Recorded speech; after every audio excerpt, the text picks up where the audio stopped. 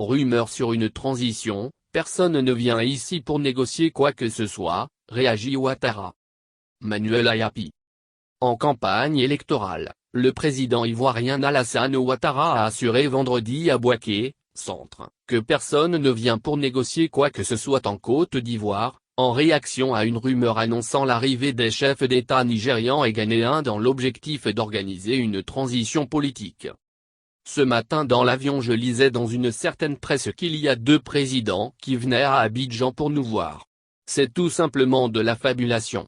Point, ce n'est pas vrai, personne ne vient ici pour négocier quoi que ce soit, a dit M. Ouattara, face au chef traditionnel, avant d'assurer devant les cadres qu'il n'y aura pas de transition politique.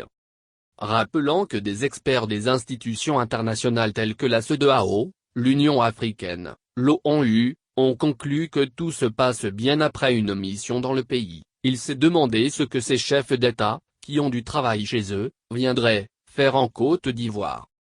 Il y a des gens qui continuent de rêver à la transition.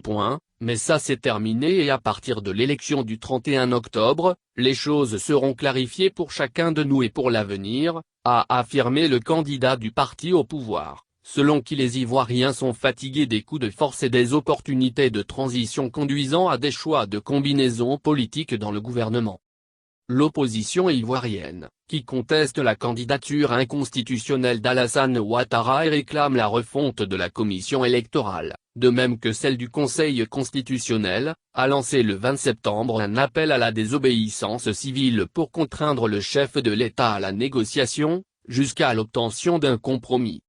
Lors d'un point de presse conjoint, les opposants Pascal Affi-N'Guessan du Front populaire ivoirien, FPI, et Henri Konan Bédié du Parti démocratique de Côte d'Ivoire, PDC, ont demandé jeudi à leurs militants d'empêcher la tenue de toute opération liée au scrutin et de mettre en application le mot d'ordre du boycott actif.